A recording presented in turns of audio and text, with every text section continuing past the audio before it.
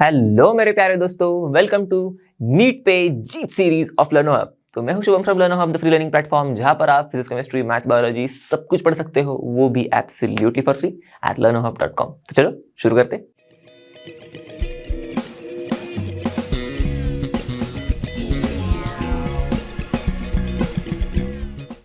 तो दोस्तों, हम लोग पी ब्लॉक एलिमेंट्स इस चैप्टर का सिलसिला अब इस वीडियो में बिल्कुल खत्म करेंगे, क्योंकि इस वीडियो में हम लोग ग्रुप 17 और ग्रुप 18 एलिमेंट्स को पढ़ने वाले हैं। जो बचे हुए यही दो ग्रुप्स थे।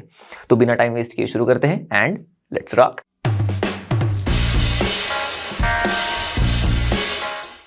तो ग्रुप 17 एलिमेंट्स को शुरू करने वाले। अब ये 17 नंबर सुन के दिमाग में पहले खतरा ही आ जाता है, करेक्ट। पर ये ग्रुप 17 एलिमेंट्स बिल्कुल खतरा नहीं है भाई, क्योंकि इनमें बहुत कम एक्सेप्शंस है।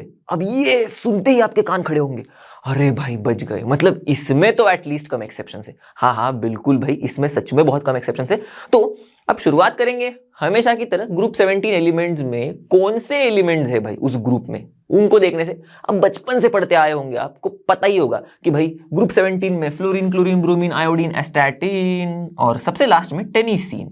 अब ये कुछ नए नाम होंगे आपके लिए, क्योंकि निचले वाले एस्टैटिन, टेनिसिन शायद अगर आपको पता होगा तो बढ़िया।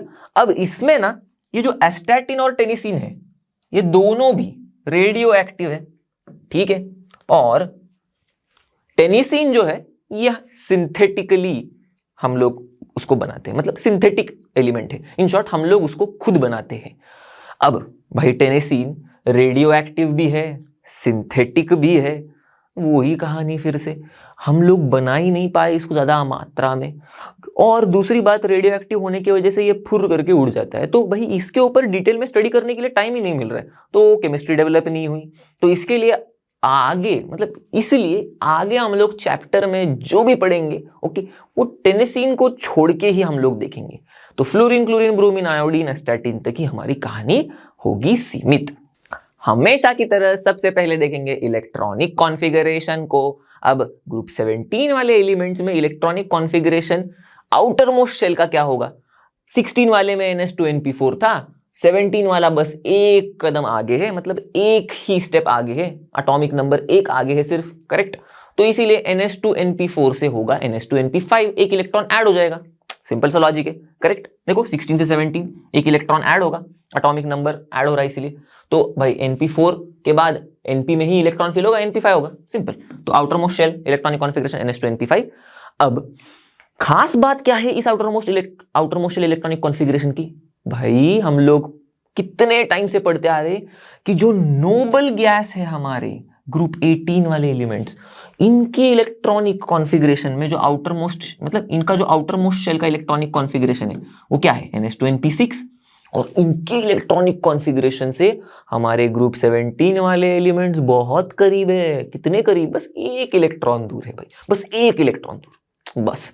अब इस एक इलेक्ट्रॉन की दूरी कितने ही बार ये एलिमेंट्स पूरी कर लेते हैं और कुछ नए नए कंपाउंड्स भी बनाते हैं, हम लोग पढ़ते आ रहे हैं, राइट। सोडियम क्लोराइड वगैरह ये सब चीजें।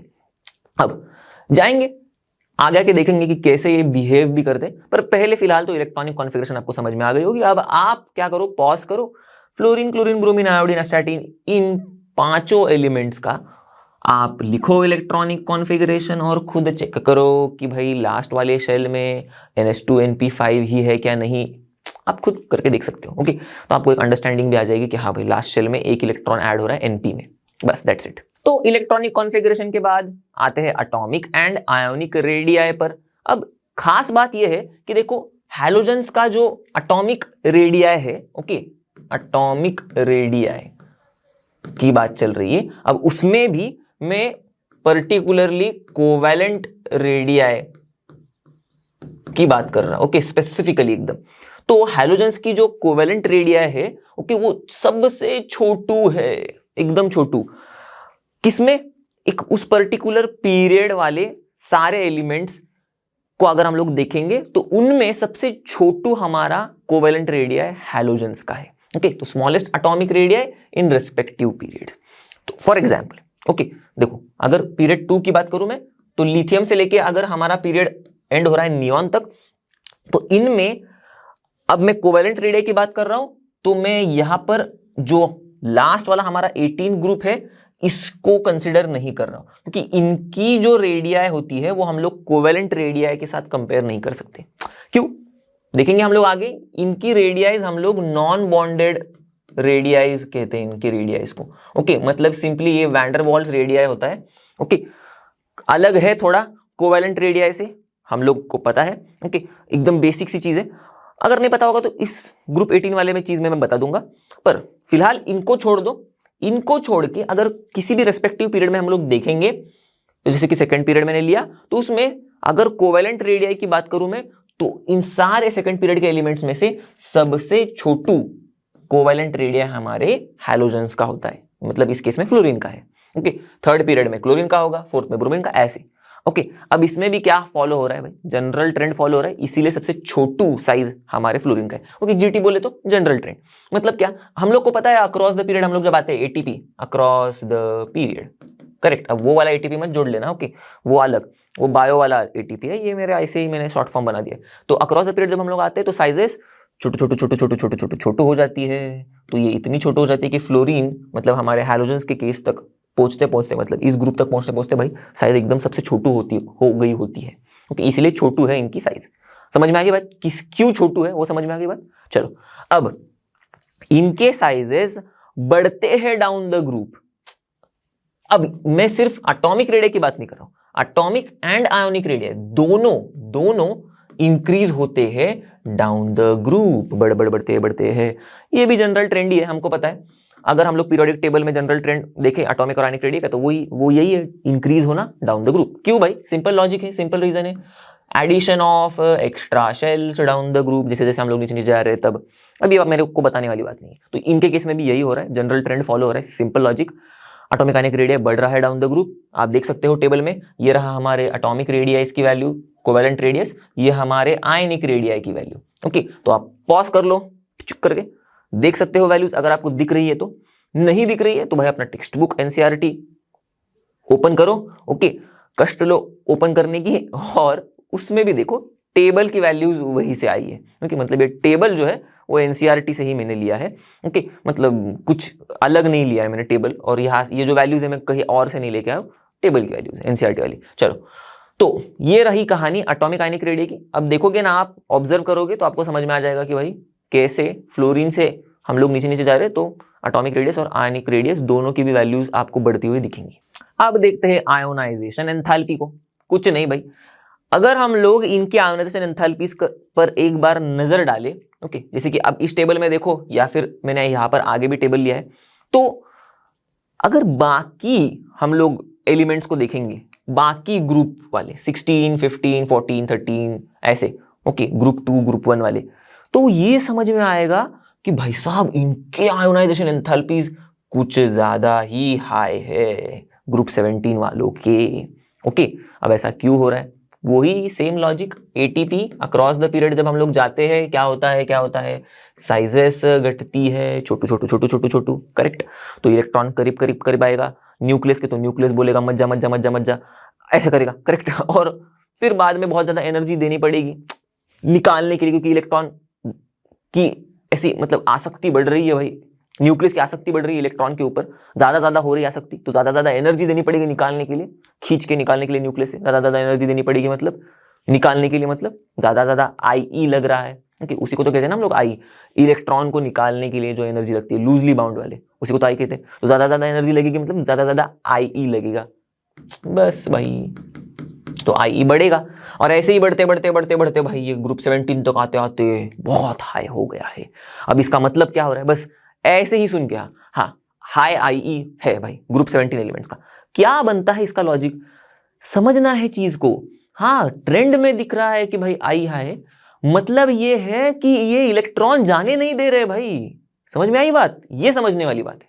तो चीजों में सिर्फ ट्रेंड समझ में आ गया, हाँ भाई, मतलब या फिर ट्रेंड बस याद कर लिया, हाँ बढ़ रहा है घट रहा है बस खत्म, तो कोई फायदा नहीं होने वाला है पढ़ के। ओके, जब समझोगे तब कुछ ना कुछ फायदा हो सकता है आपको भविष्य में, ठीक है। पर फिलहाल प्रेजेंट में अगर बात करेंगे हम लोग, तो समझोगे तो आसान होगा याद रखना भी। ओके, तो इसीलिए जितना हो सके इनऑर्गेनिक को कम रटो, जहां पर जरूरत पड़ रही है चीजों को याद करने की वो तो करना ही पड़ेगा, कुछ कुछ चीजें ऐसी है होंगी फैक्चुअल जो करना पड़ेगा, पर जितनी ज्यादा हो सकती है चीजें लॉजिकल वे में समझने की कोशिश करो, बस ये ही मेरा कान मंत्र है ओके इनऑर्गेनिक के लिए।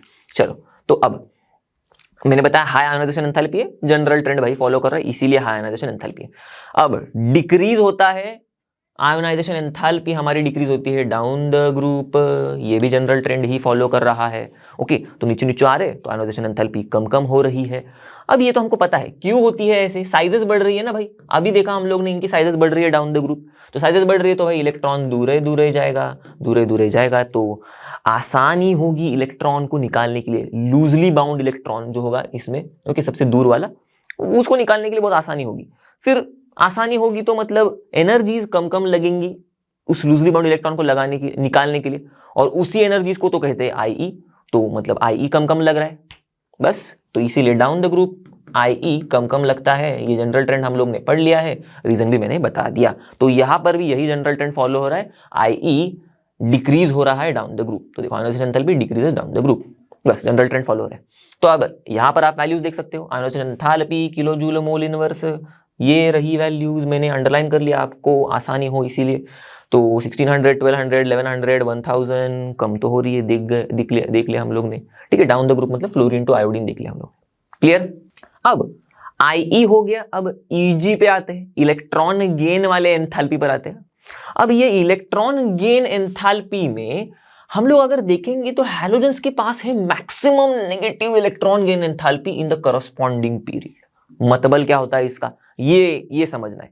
Maximum negative electron gain enthalpy बोले तो सबसे ज्यादा एनर्जी अगर रिलीज हो रही है, एक पीरियड के एलिमेंट्स की बात करूं मैं, तो सबसे ज्यादा एनर्जी इलेक्ट्रॉन गेन करने पर अगर कोई कर रहा है तो वो है भाई हैलोजन। वाह वाह, क्या बढ़िया चीज कर रहे हैं लोग। मतलब ऐसे आपको लग रहा होगा कि भाई हाँ चलो क्या ही कर लिया इन्होंने, मतलब सबसे ज्यादा एनर्जी रिलीज कर रहे तो थोड़ी बड़ा कोई तीर मार लिया।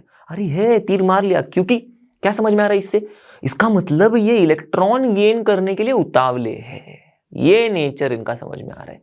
क्योंकि सबसे ज्यादा एनर्जी अगर ये रिलीज कर रहे इलेक्ट्रॉन गेन करने पर, तो मतलब बहुत खुशी खुशी इलेक्ट्रॉन को गेन कर रहे हैं ओके।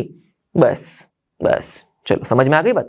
अब एक सवाल मन में आएगा, क्यों खुशी खुशी इलेक्ट्रॉन को गेन कर रहे हैं भाई, इतना क्यों ओके बाकी सारे एलिमेंट्स में से?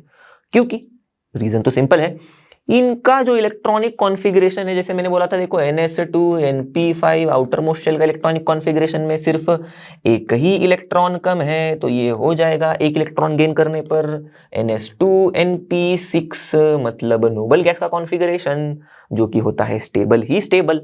तो इसीलिए इनको एक इलेक्ट्रॉन जो लेने की उनकी जो फितरत है वो बहुत ज्यादा है, तो वो बहुत खुशी से लेते हैं, तो बहुत खुशी से एनर्जी रिलीज करते हैं बहुत सारी। तो इसीलिए इनके पास मतलब इनकी जो इलेक्ट्रॉन गेन एंथैल्पीज है ओके वो है बहुत ज्यादा नेगेटिव, बस करेक्ट, बहुत ज्यादा एनर्जी रिलीज कर रही है इसीलिए। अब बात यहां पर नहीं रुकती, हम लोग को तो ट्रेंड देखना है डाउन द ग्रुप। तो ईजी में अगर हम लोग नीचे जाएंगे इस ग्रुप इन एलिमेंट्स में भी, तो जनरल ट्रेंड ये है हमारा इस ग्रुप में। अब इसमें एक एक्सेप्शन आने वाला मैं बता रहा हूं, पर जनरल हम लोग को क्या समझ में आता है कि भाई लेस नेगेटिव हो रहा है हमारा ईजी इलेक्ट्रॉन गेन एंथैल्पी, जैसे जैसे हम लोग नीचू जा रहे हैं वैसे वैसे। अब क्यों ऐसे नीचे जाने पर ओके, मैं नीचे को नीचू बोल रहा हूं मजाक में, ठीक है। तो क्यों ऐसा हो रहा है, लेस नेगेटिव क्यों हो रहा है भाई, ये भी जनरल ट्रेंड ही है जो हम लोग देखते हैं पीरियोडिक टेबल में, जनरली देखते हैं। जनरल ट्रेंड मतलब जनरली पाया जाता है ओके, तो ये तो पता ही आपको। अब ऐसा ईजी में जनरली क्यों पाया जाता है, क्योंकि भाई सेम लॉजिक, साइजेस बढ़ रही है, तो जो एडेड इलेक्ट्रॉन है वो दूरे है हमारे न्यूक्लियस से, तो इसीलिए less and less energy release होगी ओके इलेक्ट्रॉन गेन करने पर। तो less and less energy release होगी मतलब यहाँ पर 10 है तो यहाँ पर 5 है, सपोज यहाँ पर 3 है, कुछ ऐसा। तो less and less energy release होगी मतलब लेस एंड लेस नेगेटिव होगी हमारी ईजी। तो देखो लेस एंड लेस नेगेटिव हो रही ईजी, नीचू जा रहे तब डाउन द ग्रुप। तो कहानी में ट्विस्ट यहां पर फ्लोरीन और क्लोरीन के बीच में आ जाता है। अब हम लोग तो एक्सपेक्ट करेंगे कि भाई फ्लोरीन का इलेक्ट्रॉन गेन एंथैल्पी जितना होगा उससे कम नेगेटिव होना चाहिए क्लोरीन का, क्योंकि लेस नेगेटिव हो रहा है ना डाउन द ग्रुप। पर देखो अब जब मैं अगर वैल्यूज देखने जाऊं इलेक्ट्रॉन की एंथैल्पीज की, किलोजूल स्मॉल इनवर, देखो फ्लोरीन की वैल्यू कि ये एफ है -333 है, पर वही क्लोरीन की वैल्यू ओहो -349, लेस नेगेटिव होनी चाहिए थी भाई, मोर नेगेटिव हो गई। अरे बाप रे, ये तो गड़बड़ हो गई। हाँ गड़बड़ तो है। अब क्यों गड़बड़ है शायद आपको पता होगा, ओके, अगर नहीं पता है तो कोई दिक्कत नहीं। यहां पर सेम लॉजिक बनता है जैसे ऑक्सीजन और सल्फर में था। हम लोग ने ये भी देखा था ना, ऑक्सीजन और सल्फर में भी नीचे नीचे आने पर लेस नेगेटिव होनी चाहिए थी, पर हुआ तो था मोर नेगेटिव वैल्यू। वहां पर भी जनरल ट्रेंड फॉलो होना चाहिए था, पर नहीं हुआ था। अब इसका रीजन क्या है? सिंपल है, जैसे ऑक्सीजन के केस में था, ऑक्सीजन का साइज कैसा है? छोटू सा है। वैसे ही भाई फ्लोरीन का साइज देखो 64 पिकोमीटर है भाई, करेक्ट, ओके, और वही क्लोरीन का देखो 99 पिकोमीटर है, तो साइज में काफी ज्यादा फर्क है। अब देखो क्लोरीन ब्रोमीन के साइज में देखो 99 114, तो इतना भी नहीं फर्क, 15 का कुछ डिफरेंस है। यहां पर भी ऑलमोस्ट कुछ 20 का डिफरेंस है, मतलब ऐसे। यहां पर तो देखो भाई 64 से लेके 99, मतलब कुछ 35 का डिफरेंस आ रहा है। अब इतनी छोटी साइज है हमारी फ्लोरीन की, मैं आपको बताने की कोशिश कर रहा हूं। और हमें तो पता ही है कि जो पहले जो पहले एलिमेंट्स है इन ग्रुप 13, 14, 15, 16, 17, 18, इनकी साइजेस हमने अक्सर देखी है जनरली कि बहुत छोटू ही है, करेक्ट। तो यहां पर भी फ्लोरीन की साइज छोटू है, और छोटू फ्लोरीन की साइज की वजह से क्या होता है, इनकी जो 2p ऑर्बिटॉल्स होते हैं फ्लोरीन के, ओके, तो देखो 2p ऑर्बिटॉल्स कुछ ऐसे दिखते हैं ना हमें, ओके, px pz, मतलब px py pz ऐसे। तो इनके 2p ऑर्बिटॉल्स छोटू है, तो जब इलेक्ट्रॉन फ्लोरीन के 2p में आना चाहता है, ठीक है, चाहता तो है, क्योंकि हम लोग ने देखा ना अभी बहुत ज्यादा लगा है इनको इलेक्ट्रॉन से, क्योंकि इनको नोबल गैस की कॉन्फ़िगरेशन चाहिए और मस्त स्टेबल होना है। पर जब ये इलेक्ट्रॉन आना चाह रहा है तो एग्जिस्टिंग हमारे p ऑर्बिटॉल में, 2p वाले ऑर्बिटॉल में 5 इलेक्ट्रॉन बैठे हुए हैं। अभी आने वाला इलेक्ट्रॉन इन 5 इलेक्ट्रॉन के साथ रिपेल कर रहा है, तो क्या होगा, आने वाले इलेक्ट्रॉन को अगर रिपल्शन फेस हो रहा है तो उसका आना इतना आसान नहीं होगा। उसी केस में क्लोरीन का 3p ऑर्बिटॉल, क्योंकि क्लोरीन में देखो हम लोग नीचे आ रहे हैं फ्लोरीन से, तो इलेक्ट्रॉनिक कॉन्फ़िगरेशन में देखो 3s2 3p5 होगा क्लोरीन का। आप पॉज कर लो चाहिए तो, आपको अगर दिक्कत आ रही है, अगर आपको समझने में, पॉज कर लो, इलेक्ट्रॉनिक कॉन्फ़िगरेशन में बोल रहा हूं उसको आप एक बार लिख के देखो, बात बन जाएगी। तो 3p5 वाला जो ऑर्बिटॉल होगा क्लोरीन का, भाई साहब ये तो बड़ा है भाई, बड़ा है हमारे 2p वाले से, 3p5 वाला नहीं 3p वाला। तो ये बड़ा ऑर्बिटॉल में 5 इलेक्ट्रॉन्स है हमारे, पर ये आने वाले इलेक्ट्रॉन को इतनी ज्यादा रिपल्शन नहीं फेस करनी पड़ेगी जितनी फ्लोरीन में करनी पड़ रही है। बस, तो क्योंकि फ्लोरीन के केस में ज्यादा रिपल्शन करनी पड़ रही है, तो स्वागत थोड़ा कम अच्छे से हो रहा है इलेक्ट्रॉन का, तो स्वागत थोड़ा कम अच्छे से हो रहा है, मतलब ईज थोड़ी कम है, ईज कम है फ्लोरीन के केस में, तो भाई एनर्जी जो रिलीज होगी वो भी कम होगी। तो अगर एनर्जी रिलीज कम है तो जो वैल्यू होगी, ओके, नेगेटिव तो होगी क्योंकि एनर्जी रिलीज हो रही है, पर क्योंकि क्लोरीन से ईज कम है तो एनर्जी रिलीज कम हो रही है, तो वैल्यू जो है वो कम नेगेटिव होगी। ओके, फॉर एग्जांपल अगर क्लोरीन में -10 एनर्जी रिलीज हो रही है तो फ्लोरीन में होगी -5, कम नेगेटिव। और यही तो हो रहा है, देखो क्लोरीन में -349 हो रहा है, ओके, और उससे कम, जैसे कि फ्लोरीन में -5 मैंने बोला था ना अभी, तो देखो उससे कम 349 से कम -333 हो रहा है। समझ में आ रही है बात? जैसे मैंने बोला क्लोरीन में सपोज -10 है तो फ्लोरीन में -5 होगा, थोड़ा कम ईज है इसलिए कम एनर्जी रिलीज होगी। तो वही यहाँ पर क्लोरीन में -349 तो कम ईज है इसलिए कम एनर्जी, तो -333 एनर्जी रिलीज हो रही है। क्लियर? बात को समझना थोड़ा सा ट्रिकी हो सकता है, ओके, ये नेगेटिव के चक्कर में, पर मैंने कोशिश की बहुत ज्यादा आसान करने की। अब बाद में तो भाई देखो क्लोरीन के बाद अगर देखोगे ब्रोमीन आयोडीन के केस में, तो क्लोरीन में देखो 349 है, करेक्ट, हमारा इलेक्ट्रॉन की एंथैल्पी, तो उससे कम नेगेटिव है ब्रोमीन का -325, तो लेस नेगेटिव होना चाहिए, तो है भाई, ओके। और फिर बाद में देखो आप ब्रोमीन से आयोडीन, ओके, देखो -349 से -325 कम नेगेटिव हो गया, करेक्ट, क्लोरीन से ब्रोमीन डाउन द ग्रुप, वैसे और लेस नेगेटिव होना चाहिए, तो ब्रोमीन टू आयोडीन -325 टू -296 और कम नेगेटिव हो गया, तो यही चाहिए हमें। तो जनरल ट्रेंड यहाँ पर फॉलो हो रहा है, जहां पर नहीं हो रहा है वो क्यों नहीं हो रहा है वो भी मैंने बता दिया आपको। अब बढ़ते हैं आगे इलेक्ट्रोनेगेटिविटी पर। अब हैलोजेंस की अगर बात करूंगा मैं इलेक्ट्रोनेगेटिविटी में, तो भाई इनकी इलेक्ट्रोनेगेटिविटीज बहुत हाई होती है।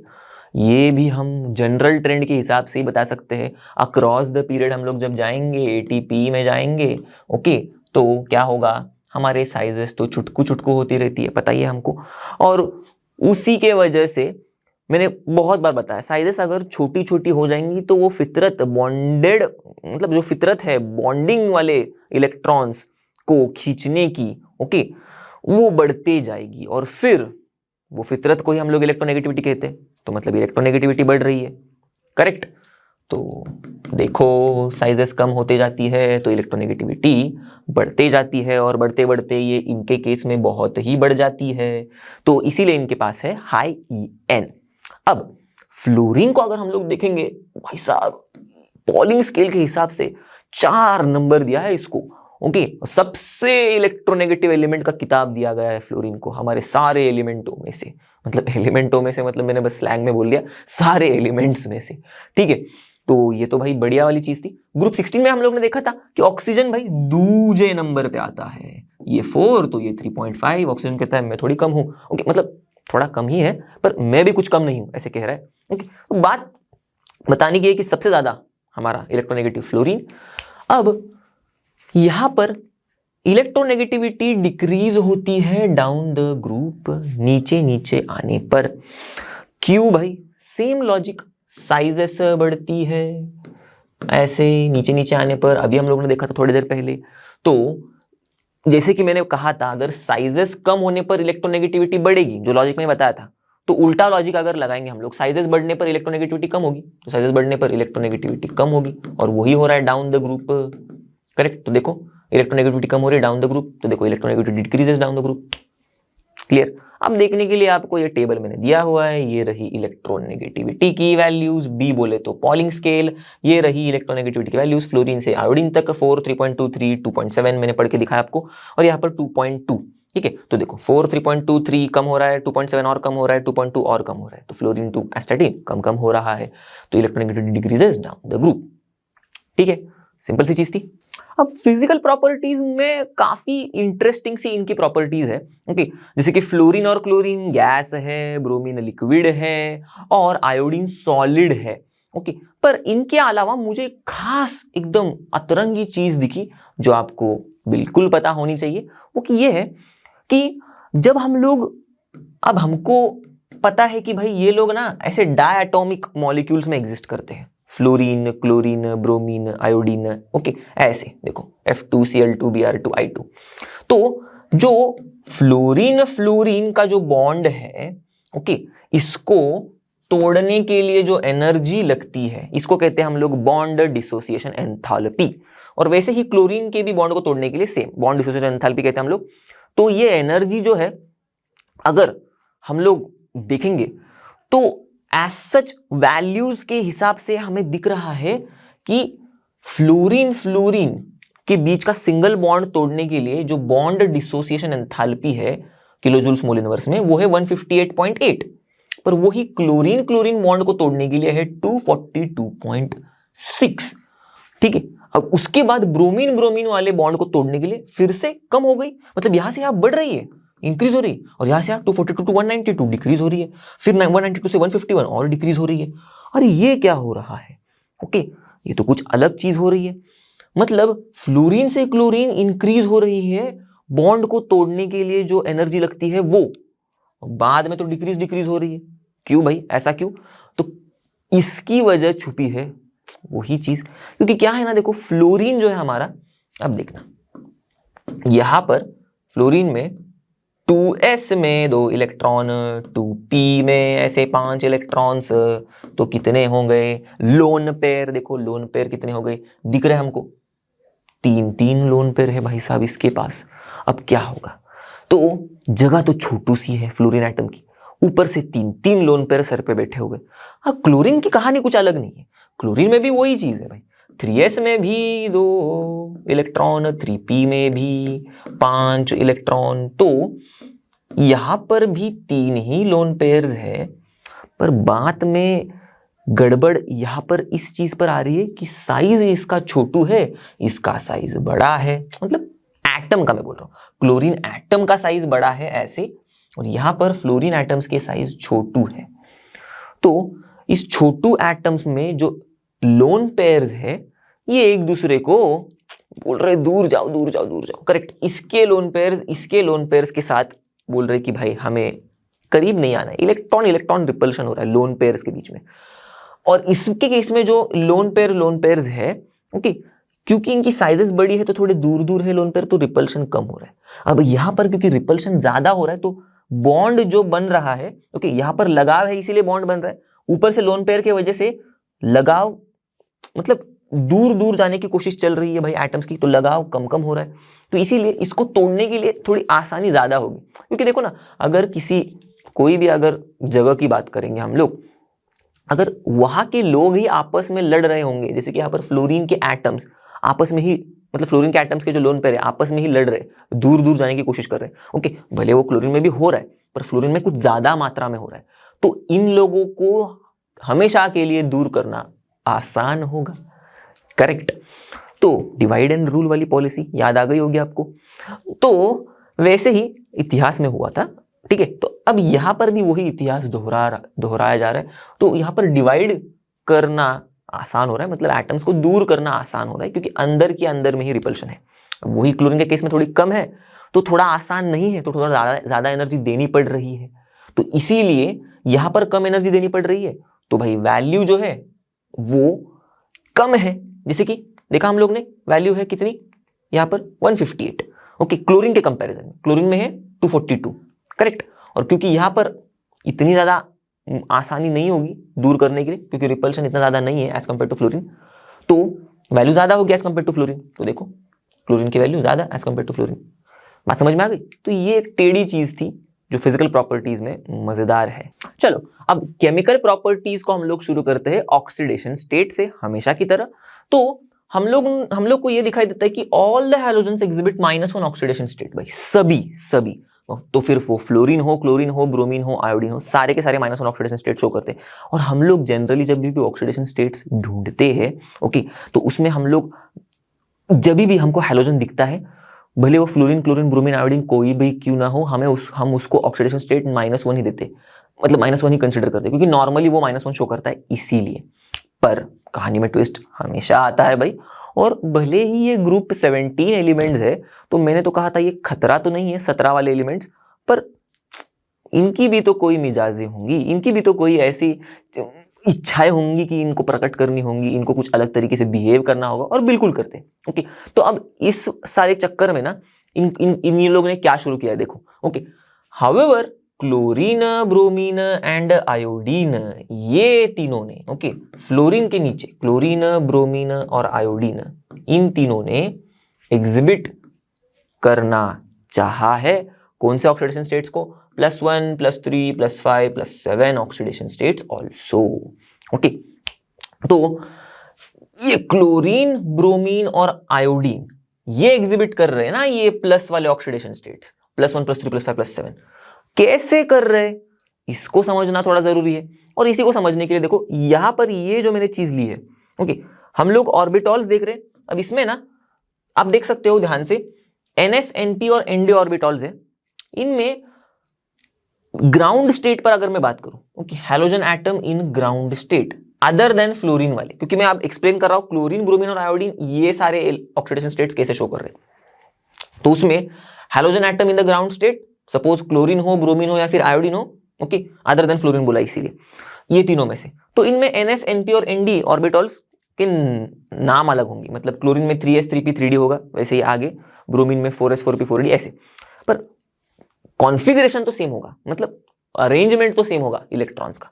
तो ग्राउंड स्टेट में NS में 2, NP में 5, इसी तरीके से अरेंजमेंट होगा। और NP में 5 में से देखो एक जो है वो अनपेयर्ड है, बाकी के देखो पेड, ये तो पेड ही है।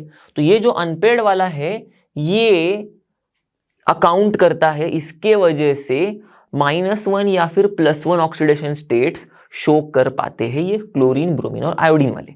तो -1 वाला तो समझ में आ गया, +1 वाला भी चीज हमको समझ में आ गया, एक अनपेयर्ड इलेक्ट्रॉन की वजह से। तो देखो एक अनपेयर्ड इलेक्ट्रॉन अकाउंट्स फॉर -1 और +1 ऑक्सीडेशन स्टेट्स, ठीक है। ये देखो ठीक है, अब वही आगे बढ़ेंगे हम लोग। तो फर्स्ट एक्साइटेड स्टेट की अगर हम लोग बात करें, इसका मतलब क्या है, एनपी में 5 इलेक्ट्रॉन में से एक अनपेयर्ड है, तो बाकी के जो 2 हमारे बॉक्सेस है यहां पर, ओके, इसमें ये जो है दिख रहा है आपको पेयर्ड वाला इलेक्ट्रॉन, ये अनपेयर अगर हुआ तो कहां जाएगा, एनडी वाले ऑर्बिटॉल में जाएगा। तो देखना, अब यहां पर ये तो अनपेयर्ड वैसे के वैसे ही पड़ा है, पर यहां से एक इलेक्ट्रॉन कूद के एनडी में जा रहा है, तो यहां पर एक इलेक्ट्रॉन रहेगा, देखो एक इलेक्ट्रॉन है, और यहां से कूद के एनडी में जा रहा है तो एनडी में एक इलेक्ट्रॉन होगा, तो देखो एनडी में एक इलेक्ट्रॉन है। अब इस चक्कर में क्या हुआ, अंदर के जो 2 इलेक्ट्रॉन्स है एनपी में वो तो वैसे के वैसे ही, मतलब अंदर मतलब ये जो एक हमारा पेयर है वैसे का वैसे ही बचा है, ओके, एनएस वाले तो वैसे के वैसे ही है, पर यहां पर फर्स्ट एक्साइटेड स्टेट में इन 2 पेयर्ड इलेक्ट्रॉन्स के अलावा हमारे पास 1 2 3 अनपेयर्ड इलेक्ट्रॉन्स है, और ये फिर आप कह दोगे आप कि भाई 3 अनपेयर्ड इलेक्ट्रॉन्स अकाउंट करेंगे फॉर +3 ऑक्सीडेशन स्टेट। सिंपल, तो देखो 3 unpaired electrons account for +3 oxidation state, simple सा लॉजिक है। अब वैसे ही अगर सेकंड एक्साइटेड स्टेट में जाएंगे तो ये भी देखो आपको समझ में आ गया होगा कि भाई chlorine bromine iodine +3 oxidation state कैसे शो कर रहे हैं, इस तरीके से शो कर रहे हैं, करेक्ट। +1 वाला कैसे शो किया, समझ में आया। अब उसी तरीके से भाई +5 वाला कैसे करेंगे, तो ये वाला कूद के जाएगा एनडी में, गया यहां पर इस वाले में, सॉरी इस वाले में, ठीक है। तो यहां पर क्या होंगे, 3 अनपेयर्ड इलेक्ट्रॉन्स, यहां पर 2, तो देखो 3 और 2 तो 5 अनपेयर्ड इलेक्ट्रॉन्स हो गए। यहां से कूद के गया तो अंदर वाले तो 2 वैसे के वैसे ही है, समझ में आ गई बात, ठीक है। ये वाला कूद के इसमें चला गया तो यहां पर 1 बचेगा, ये 2 की 2 वैसे के वैसे, यहां पर 1, ठीक है, और ये वाला यहां पर कूद के आ रहा है इससे, तो इसीलिए 1, तो 1 2 3 4 5 हो गए अनपेयर्ड इलेक्ट्रॉन्स, इससे अंदर वाला तो वैसे के वैसे बैठा है चुपचाप, तो यहां पर 2 पेयर्ड और ये 5 अनपेयर्ड इलेक्ट्रॉन्स, तो 5 अनपेयर्ड इलेक्ट्रॉन्स अकाउंट करेंगे फॉर +5 ऑक्सीडेशन स्टेट, देखो 5 unpaired electrons account for +5 oxidation state. उसी तरीके से लास्टली ये बेचारा NS वाला जो पेयर ऑफ इलेक्ट्रॉन है ये भी उठ के जाएगा एनडी में, तो क्या होगा, यहाँ पर 1 बचेगा, बिल्कुल बच रहा है, या कि 3 वैसे के वैसे ही, यहाँ पे 2 वैसे के वैसे ही, ओके, और यहाँ से कूद के इसमें 1 आ रहा है, तो इसीलिए ये 1 आ गया यहाँ पर। तो देखो इस चक्कर में 3 और 3 6 और 7 अनपेयर्ड इलेक्ट्रॉन्स हो गए थर्ड एक्साइटेड स्टेट में, और फिर ऐसे एक्साइटेड स्टेट में 7 अनपेयर्ड इलेक्ट्रॉन्स की वजह से ये +7 ऑक्सीडेशन स्टेट भी शो करता है, देखो 7 unpaired electrons account for the +7 oxidation state. तो इस तरीके से इनके ऑक्सीडेशन स्टेट्स होते। अब देखना ये ऑक्सीडेशन स्टेट्स कंपाउंड्स में शो हो रहे, और एक एग्जाम्पल भी हम लोग देखेंगे जब इनका हम लोग रिएक्शन या फिर रिएक्टिविटी देखेंगे ऑक्सीजन के साथ, तब आपको समझ में आएगा कि भाई कैसे ये कंपाउंड्स बना रहे हैं +3 में, +5 में, +7 में और +1 में भी, भले ये हैलोजन से फिर भी पॉजिटिव ऑक्सीडेशन स्टेट कैसे शो कर पा रहे। नेगेटिव ही हम लोग इनको मान के चल रहे थे ना अभी तक नॉर्मली, अब पॉजिटिव कैसे बन गए, ओके, तो आप हम लोग देख लेंगे रिएक्टिविटी विद ऑक्सीजन वाली चीज में, ओके। अब हमेशा की तरह हमें तो ये पता है कि जो पहला एलिमेंट है इस ग्रुप 17 का कहो या 16 का कहो या 15 का कहो या 14 का कहो, मतलब पी ब्लॉक में, ओके, हम लोग ने देखा भाई carbon, nitrogen, oxygen anomalous behaviour show कर रहे, ओके, फ्लोरीन भी उन्हीं के साथ बैठा हुआ है सेकेंड पीरियड में, और ये भी एनोमलस बिहेवियर शो कर रहा है। अब देखो किस तरीके से कौन सी चीजें अतरंगी है फ्लोरीन के पास। तो सबसे पहले देखो for example ionization enthalpy, electronegativity and electrode potentials, ये 3 चीजें, ओके, IE, EN और इलेक्ट्रोड पोटेंशियल्स, ये वाली are all higher for fluorine, अरे भाई साहब, than expected from the trend set by the other halogens. तो ये कुछ ज्यादा ही है फ्लोरीन के केस में, ओके, बाकियों के कंपैरिजन में। तो देखो IE, फ्लोरीन का IE आयोनाइजेशन एंथैल्पी बहुत ज्यादा है 1680, बाकियों के कंपैरिजन में 1200, 1100, 1000। EN भाई बोलने की जरूरत नहीं, 4 है, और बाकियों का तो कम ही है, इससे खत्म बात, ठीक है।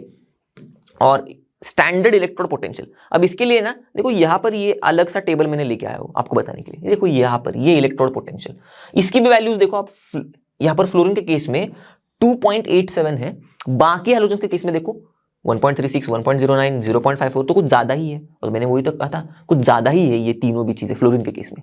अब अलग बात क्या है इसमें, और एक कुछ चीजें बहुत ही कम है इसमें, जैसे कि ionic and covalent radii, melting point and boiling point, enthalpy of a bond dissociation and electron gain enthalpy. ये 4 चीजें, ठीक है, 1 2 3 और ये रही चौथी चीज, are quite lower than expected, बहुत कम है। चलो देखते क्लिक करके। तो सबसे पहले आयनिक एंड कोवैलेंट रेडियस देखो कम है, पता ही है हमको, साइज छोटू है, फिर भी देखो ये रहा अपना कोवैलेंट रेडियस 64, ये रहा अपना आयनिक रेडियस 133। इन दोनों को देखो वैल्यूज को, 64 133, यहाँ पर देखो 64 बहुत कम है 99 114 133 के कंपैरिजन में। ओके 133 काफी कम है 184 196 220 के कंपैरिजन में।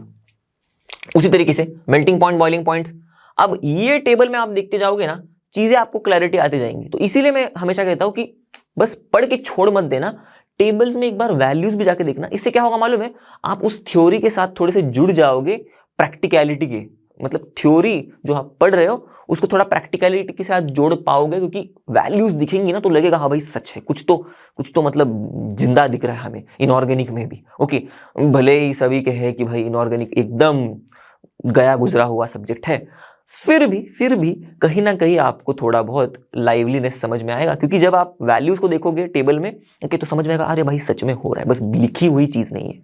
ठीक है, तो देखो melting and boiling points, fluorine chlorine bromine iodine, इनके केस में देखो दिख रहा है मेल्टिंग पॉइंट बॉइलिंग पॉइंट। अब देखो फ्लोरीन के केस में केल्विन में 54 और यहां पर बॉइलिंग पॉइंट केल्विन में 84। अब बाकियों के साथ कंपेयर करोगे तो 54 देखो, बाकियों का 172 265 386, बाप रे बाप। ओके ये तो भाई मतलब इसका मेल्टिंग पॉइंट आयोडीन का 386 केल्विन में है, तो एकदम 100 डिग्री के ऊपर ही चला गया ये भी मेल्टिंग पॉइंट इसका। अच्छा है, करेक्ट। देखो इस तरीके से भी आप चीजों को रिलेट कर पाओगे, समझ के, मतलब देख के भी, तो थोड़ा ऐसा लगेगा कि भाई हाँ कुछ चीजें हैं हमारे अगल बगल में चल रही है और कुछ रिलेटेबल है। तो वैसे ही देखो इस चक्कर में क्या समझ में आया हमको कि भाई सबसे मेल्टिंग पॉइंट छोटू है हमारे फ्लोरीन के केस में देखो 54, बाकी का 172 265 386, बहुत ज्यादा है केल्विन में। वैसे ही बॉइलिंग पॉइंट की कहानी 84, तो बाकियों का 239 332 458, बाप रे बाप। ठीक है, तो बहुत ज्यादा है बाकियों का। उसी तरीके से एंथैल्पी ऑफ बॉन्ड डिसोसिएशन, तो देखो यहाँ पर बॉन्ड डिसोसिएशन एंथैल्पी F2Cl2Br2I2, ये पहले ही हम लोग देख चुके हैं। इसमें 158 के कुछ ऐसे कुछ तो वैल्यू थी, करेक्ट, और बाद में क्लोरीन की बढ़ रही है, क्लोरीन के केस में, क्लोरीन मॉलिक्यूल के केस में, पर फिर बाद में कम हो रही है, पर फिर भी मतलब क्वाइट लोअर है। ओके बाकियों के केस में देखो 242 192, इसके केस में तो कम ही है भाई। ओके और बाद में बॉन्ड डिसोसिएशन एंथैल्पी के बाद इलेक्ट्रॉन गेन एंथैल्पी। अब ये देखो इलेक्ट्रॉन गेन एंथैल्पी यहाँ पर है, ये रही इलेक्ट्रॉन गेन एंथैल्पी। तो इसमें -333 हमारे फ्लोरीन की है, एक्सपेक्ट कर रहे थे हम लोग उससे काफी कम है। क्यों? क्योंकि ट्रेंड में हम लोग क्या सेट करने की कोशिश कर, मतलब ट्रेंड क्या था कि लेस एंड लेस नेगेटिव होगी, तो -349 से ज्यादा नेगेटिव होनी चाहिए थी फ्लोरीन की वैल्यू, करेक्ट, मतलब -375 करके ऐसे कुछ, या फिर -400 करके, पर -400 के बजाय -333 है भाई, तो क्वाइट लोअर है, करेक्ट। तो बात समझ में आ गई। चलो तो ये सारी कहानी है फ्लोरीन के केस में। अब इन सारे टेढ़े इसके वैल्यूज, मतलब इन सारे टेढ़े इसके नखरों की वजह से, बिहेवियर की वजह से, ओके फ्लोरीन की कहानी ही कुछ अलग बन रही है, केमिस्ट्री कुछ अलग बन रही है। अब बाकी हम लोग के नाइट्रोजन ऑक्सीजन, जैसे हम लोग ने देखा था एनोमलस बिहेवियर क्यों शो कर रहे थे, वैसे ही इसके भी ऑलमोस्ट सिमिलर ही कारण है। जैसे कि anomalous behaviour of fluorine is due to its small size, अभी हम लोग ने देखा प्रचंड हाई, मतलब बहुत हाई। ओके वो गलती से कभी कभी मराठी भी आ जाता है क्योंकि मैं मतलब मेरा मदर टंग है, तो बहुत सारा हाईएस्ट इलेक्ट्रोनेगेटिविटी है, ये भी देखा था हम लोग ने 1680 फ्लोरीन के केस में। देखो ओ सॉरी IE इलेक्ट्रोनेगेटिविटी यहां पर मैं बोला और दिखा रहा हूं आपको आई, सॉरी ये 4, ओके ये इरेज कर देता हूं, गड़बड़ हो गई। तो हाईएस्ट आई है, ये तो बताने की मेरे को जरूरत ही नहीं है, 4 है भाई, एकदम यूनिवर्सल हमको पता है।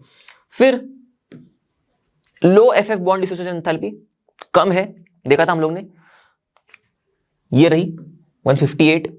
और फिर non availability of d orbitals in the valence shell. अब ये कुछ बताने वाली चीज है नहीं, क्योंकि आपको तो सबको पता है कि फ्लोरीन के पास बेचारे के पास 2s और 2p ऑर्बिटल्स ही है, सेकंड वाले शेल में 2d तो होता नहीं है, तो non availability of d orbitals in the valence shell अपने आप में ही एक्सप्लेनेटरी है, जैसे कि हम लोग के नाइट्रोजन और ऑक्सीजन के केस में था वैसे ही फ्लोरीन के केस में भी है। क्लियर? तो इन सारे अलग अलग मतलब इन सारे कारणों की वजह से फ्लोरीन हमारा थोड़ा हटके है, टेढ़ा है सभी लोगों से, और फिर हटके है तो उसमें उसकी कई सारी चीज़ें हमको अलग अलग दिखाई देती हैं, कई सारे उसकी प्रॉपर्टीज़, कई सारी उसकी जो बिहेव करने की तरीके हैं वो अलग अलग दिखाई देते हैं। अब एक तरीका जो है वो भी हम लोग देखेंगे, मतलब एक जो इंटरेस्टिंग चीज़ है ऑक्सीजन के साथ कैसे बिहेव करता है वो भी हम लोग देखेंगे। ओके, चलो तो अब इनकी हम लोग रिएक्टिविटी देखते हैं एक एक करके, हाइड्रोजन के साथ, ऑक्सीजन के साथ, ऐसे ऐसे। ठीक है, तो सबसे पहले हम लोग शुरू कर रहे हैं भाई केमिकल प्रॉपर्टीज में रिएक्टिविटी टुवर्ड्स हाइड्रोजन।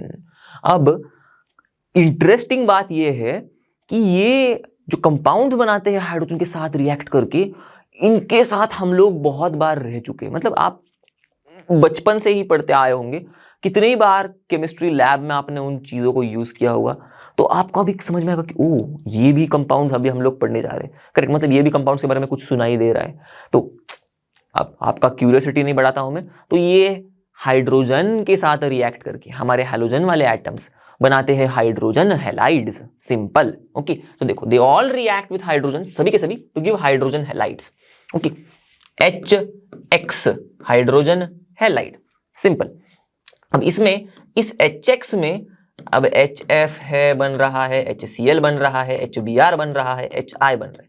आगे देखेंगे इनके बारे में कहानी, पर इंटरेस्टिंग चीज ये है कि hydrogen halides dissolve in water to form hydrohalic acid. कैसे? देखो hydrogen halide for example hydrogen chloride dissolve in water, पानी में डूब रहा है, मस्त एकदम तैर रहा है, इन शॉर्ट मजाक कर रहा हूं मैं, डिसॉल्व हो रहा है। ओके, और क्या बन रहा है भाई? HCl। ओके, हाइड्रोक्लोरिक एसिड, तो मैं ऐसे एक्वियस भी लिख देता हूं यहां पर। करेक्ट, तो HCl एक्वियस मतलब HCl का पानी के साथ का सॉल्यूशन जो कि है हाइड्रोक्लोरिक एसिड। ठीक है, ऐसे ही बनाते हैं हाइड्रोक्लोरिक एसिड को। आपको अगर पता नहीं होगा ना तो मैं बता देता हूं, HCl गैस को लेते हैं और ऐसे मस्त एकदम, और उसको बोलते ही जाओ भाई तैर के आ जाओ पानी के अंदर से, तो फिर वो तैरते तैरते चक्कर में वो हाइड्रोक्लोरिक एसिड ही बन जाता है। तो वही देखो हाइड्रोजन हैलाइड्स मतलब hydrogen chloride dissolve in water, पानी में से तैरते तैरते डिसॉल्व हो जाता है to form hydrohalic acid, to form hydrochloric acid. ठीक है, अब अगर मैं HF, HCl, HBr, HI इनकी स्टेबिलिटी की बात करूं तो क्या है भाई? The stability of these halides decreases down the group. मतलब जब मैं HF से जा रहा हूं HI तक तो स्टेबिलिटी घट रही है, ऐसे कहने की कोशिश कर रहे हैं लोग। अब क्यों घट रही है? क्योंकि डिक्रीज हो रहा है इन बॉन्ड डिसोसिएशन एंथैल्पी। कौन सा बॉन्ड? HX वाला बॉन्ड, ये भी आप देख सकते हो क्लियर कट, क्योंकि वैल्यूज के हिसाब से अब डिक्रीज हो रहा है बॉन्ड डिसोसिएशन एंथैल्पी में। इस ऑर्डर में ऑर्डर भी दिया है, मतलब हमको वैल्यूज देखने की जरूरत नहीं, पर फिर भी हम लोग देख लेंगे। क्या है, आप देखो वो वैल्यूज देखने पर ना चीजें थोड़ी और अच्छे से समझ में आने लग जाती है। ओके, तो देखो डिक्रीज हो रहा है किस ऑर्डर में? HF को तोड़ने के लिए जो एनर्जी लगेगी उससे कम लगेगी HCl बॉन्ड को तोड़ने के लिए, मतलब H और Cl बॉन्ड को तोड़ने के लिए, उससे कम लगेगी H और Br बॉन्ड को तोड़ने के लिए। करेक्ट, समझ में आ रही है बात? ओके, तो ये जो लिखा है ना decrease in the bond dissociation enthalpy, कौन सा? HX bond. Okay, in the order, किस ऑर्डर में डिक्रीज हो रहा है? देखो डिक्रीज तो हो रहा है, देखो लेस लेस लेस डिक्रीज हो रहा है, पर किस ऑर्डर में? HF मतलब हाइड्रोजन और फ्लोरीन के बॉन्ड को तोड़ने के लिए जो एनर्जी लगेगी उससे कम लग रही है हाइड्रोजन और क्लोरीन के बॉन्ड को तोड़ने के लिए, उससे कम लग रही है हाइड्रोजन और ब्रोमीन के बॉन्ड को तोड़ने के लिए। करेक्ट, उससे कम लग रही है हाइड्रोजन और आयोडीन के बॉन्ड को तोड़ने के लिए। इसका मतलब सबसे कम तो हाइड्रोजन और आयोडीन के बॉन्ड को तोड़ने के लिए एनर्जी लग रही है। करेक्ट, बिल्कुल। तो अगर सबसे कम इसको लग रही है, ओके, तो ये सबसे कम स्टेबल होगा, ओके, फटाक से टूट जा रहा है ना बॉन्ड, सबसे कम एनर्जी लग रही है इसीलिए। ओके, सबसे कम स्टेबल ये वाला, और क्योंकि इसको बहुत ज्यादा सबसे ज्यादा एनर्जी लग रही है तो फटाक से नहीं टूट रहा है, तो सबसे ज्यादा स्टेबल है ये। करेक्ट, तो ज्यादा से कम स्टेबिलिटी कहां से आ रही है? HF से HI। तो इसीलिए मैंने कहा देखो HF से HI ज्यादा से कम स्टेबल मतलब स्टेबिलिटी घट रही है, तो देखो HF से HI स्टेबिलिटी घट रही है। क्यों घट रही है? क्योंकि भाई जो एनर्जी लग रही है इनके बॉन्ड्स को तोड़ने के लिए वो भी घट रही है। बस यही सिंपल सा लॉजिक है। थोड़ा सा मतलब ध्यान देना पड़ेगा थोड़ा, पर समझ में आ जाएगी चीज। तो मैंने जितना कोशिश कर सकता हूं उतनी कम मतलब की आपको समझाने के लिए। अब यहां पर देखो आप वैल्यूज देख के भी आपको और क्लैरिटी आ जाएंगी। देख जैसे मैंने कहा कि HF से HI, okay bond dissociation enthalpies जो है HF से HI तक कम कम कम हो रही है। तो देखो HF से HI तक ये रही हमारी बॉन्ड डिसोसिएशन एंथैल्पीज। ओके इनके बॉन्ड के बारे में बात चल रही है। तो देखो डिसोसिएशन मतलब बॉन्ड वाले डिसोसिएशन, ओके एंथैल्पीज कम कम हो रही है। तो देखो 574, 432, 363, 295 कम कम ही हो रही है। क्लियर? चलो अब आगे बढ़ते हैं।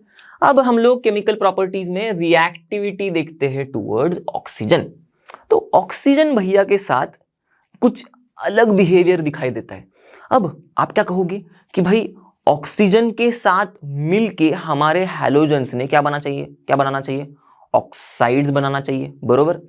पर ये कुछ चीज ना फ्लोरीन के लिए एप्लीकेबल नहीं होती। चलो देखते हैं एक एक करके। तो सबसे पहली चीज, okay halogen forms many oxides with oxygen. तो आप कहोगे तो सर हम लोग ने अभी तक पढ़े क्यों नहीं? अगर आप कह रहे हो कि भाई halogen forms many oxides with oxygen, बहुत सारे ऑक्साइड्स, तो हैलोजन के ऑक्साइड्स तो हम लोग ने ज्यादा पढ़े ही नहीं है। क्यों? क्योंकि वो अनस्टेबल है। देखो but most of them are unstable. तो कैसे पढ़ोगे भाई? वो ही स्टेबल नहीं है तो उनके बारे में पढ़ना ही क्या चीज बचेगी। चलो अब फ्लोरीन फॉर्म्स 2 ऑक्साइड्स, कौन से? OF2 एंड O2F2, ये दो। शायद पहली बार सुना होगा, कोई बात नहीं, मजेदार है ये, बताता हूं मैं आपको क्यों। अब इन दोनों में ना सबसे पहले, okay however only OF2 is thermally stable at 298 kelvin, almost 25 degree centigrade के आसपास, करेक्ट। पर अब इंटरेस्टिंग चीज ये है कि ये दोनों भी टाइप की, मतलब ये दोनों भी ऑक्साइड्स जो है, ओके दीज ऑक्साइड्स आर, ये दोनों भी oxides are essentially oxygen fluorides. क्यों ऐसे मैं कह रहा हूं? ऑक्सीजन फ्लोराइड्स मतलब मैं क्या करने की कोशिश कर रहा हूं? देखो OF2 और O2F2 ये दोनों ऑक्सीजन फ्लोराइड्स बोल रहा हूं मैं, फ्लोराइड्स। आपको तो लगेगा कि हैलोजन तो सर ऑक्सीजन के साथ कंबाइन हो रहा है तो हमको ऑक्साइड बोलना चाहिए ना, फ्लोराइड क्यों? अब देखो ऑक्सीजन की इलेक्ट्रोनेगेटिविटी 3.5, दूजे नंबर पे सबसे ज्यादा इलेक्ट्रोनेगेटिविटी फ्लोरीन की 4, ऑक्सीजन की 3.5, उसके नीचे सब बाकियों की है। तो जब कभी दूसरे एलिमेंट्स इसके साथ, फॉर एग्जांपल ए में ले रहा हूं, कोई भी ए एलिमेंट इसके साथ रिएक्ट करके AO बना रहा है कंपाउंड, तो हम लोग इसको ऑक्साइड इसीलिए कह रहे हैं क्योंकि यहां पर ऑक्सीजन की इलेक्ट्रोनेगेटिविटी किसी भी दूसरे वाले एलिमेंट से ज्यादा है। बात समझ में आ गई? अब जब कभी हमारे फ्लोरीन के साथ कोई एलिमेंट बना रहा है, मतलब बॉन्ड या फिर कंपाउंड फॉर्म कर रहा है, तो क्योंकि फ्लोरीन की भी ज्यादा ही है बाकी एलिमेंट के साथ, तो हम लोग क्या कहते हैं भाई? फ्लोराइड। पर जब अब कहानी ऑक्सीजन और फ्लोरीन की चल रही है तो इसीलिए हम लोग, फ्लोरीन ज्यादा इलेक्ट्रोनेगेटिव है इसीलिए हम लोग फ्लोराइड ही कहेंगे। तो ऑक्सीजन फ्लोराइड, ऑक्सीजन फ्लोराइड, समझ में आ गई बात? ठीक है, छोटी सी चीज है पर इंटरेस्टिंग है। देखो तो इसीलिए these oxides are essentially oxygen fluorides because of the higher electronegativity of fluorine than oxygen. Clear? चलो तो बात यह है कि कहानी यहां तक इनकी खत्म नहीं हुई है, OF2 और O2F2 की। ये दो OF2 और O2F2, अब ये जो दोनों है ना, ये एकदम जबरदस्त फ्लोरिनेटिंग एजेंट्स है। फ्लोरिनेटिंग एजेंट मतलब एकदम अच्छे से फ्लोरीन को इंसर्ट करेंगे, ओके दूसरे एलिमेंट्स में। मतलब मैं ऐसे कहने की कोशिश कर रहा हूं, फ्लोरीन को पटक देंगे दूसरे एलिमेंट के साथ और ऐसे बोलेंगे कि भाई कुछ तो कंपाउंड बना फ्लोरीन के साथ, ऐसे करेंगे। ये दो हम लोग ने देखे ना, OF2 और O2F2 वाले फ्लोरीन जो ऑक्सीजन के साथ बना के कंपाउंड बन रहा है, ये दो, ठीक है। आ गए ये देखो OF2 और O2F2, okay both are strong fluorinating agents. अब इसका मुजाहरा कैसे दिखाते हैं ये, या फिर इसका इस्तेमाल हम लोग कैसे कर सकते हैं? ओके तो स्पेंट न्यूक्लियर फ्यूल जो होता है, जो खर्च किया गया होता है, उसमें से प्लूटोनियम जब हमको निकालना है, ओके तो हम लोग क्या करते हैं, क्योंकि हमें पता है कि OF2 और O2F2 तो एकदम खतरनाक फ्लोरिनेटिंग एजेंट्स है, तो हम लोग इसमें O2F2 का इस्तेमाल करते हैं, ठीक है। और इस O2F2 को कहते हैं कि भाई तुम ना प्लूटोनियम को फ्लोरिनेट करके दिखाओ। और O2F2 कहता है क्यों नहीं भाई, मैं तो एकदम स्ट्रॉन्ग फ्लोरिनेटिंग एजेंट हूं, मैं प्लूटोनियम को फ्लोरिनेट कर दिया, देखो PuF6 में। और इस तरीके से हम लोग प्लूटोनियम को स्पेंट न्यूक्लियर फ्यूल में से निकालते हैं, अलग करते हैं। तो यहां पर O2F2 जो है ऑक्सीडाइज करता है प्लूटोनियम को, ओके ये वाला हमारा फ्लोराइड कहो आप, ओके, अब ऑक्साइड नहीं कह सकते हम लोग, ऑक्सीजन फ्लोराइड, ओके। ये ऑक्सीडाइज कर रहा है प्लूटोनियम को, मतलब यहाँ पर प्लूटोनियम तो शून्य ऑक्सीडेशन स्टेट में है ना, करेक्ट, और यहाँ से शून्य में से ये किस में जा रहा है, फ्लोरीन तो -1 ही दिखाएगा, करेक्ट, तो 6- मतलब प्लूटोनियम तो 6+ में गया, ओ हो, तो क्या हो गया, प्लूटोनियम 0 से +6 में, मतलब प्लूटोनियम क्या हो गया, ऑक्सीडाइज हो गया, करेक्ट, ऑक्सीडाइज हो गया। तो किसने ऑक्सीडाइज किया भाई, दूसरे वाले स्पीशीज ने ऑक्सीडाइज किया, तो इसीलिए हम लोग कह रहे हैं इसने प्लूटोनियम को ऑक्सीडाइज किया, O2F2 ने प्लूटोनियम को ऑक्सीडाइज किया। तो देखो O2F2 ऑक्सीडाइजेस प्लूटोनियम, करेक्ट, किसमें, 2PuF6, ठीक है, ये चीज रिडॉक्स में आपने पढ़ी है, करेक्ट। तो अगर आपको अगर लग रहा है कि कोई थोड़ी दिक्कत आ रही है ऑक्सीडेशन स्टेट्स को समझने में, या फिर कुछ ये मैं बोल रहा हूँ ऑक्सीडाइज हो रहा है, रिड्यूस हो रहा है, ये सब, तो आप जाके वो वीडियोस में जाके देख सकते हो, या फिर अर्पित सर भी रिडॉक्स रिएक्शंस, अर्पित सर ने भी पढ़ा है, तो उसमें भी जाके आप देख सकते हो समझने के लिए, ठीक है। तो कहानी यहां तक थी, O2F2 oxidises plutonium to PuF6, तो देखो इसने ऑक्सीडाइज किया प्लूटोनियम को to PuF6 and the reaction is used in removing plutonium as PuF6, जो मैंने कहा, from the spent nuclear fuel, ठीक है।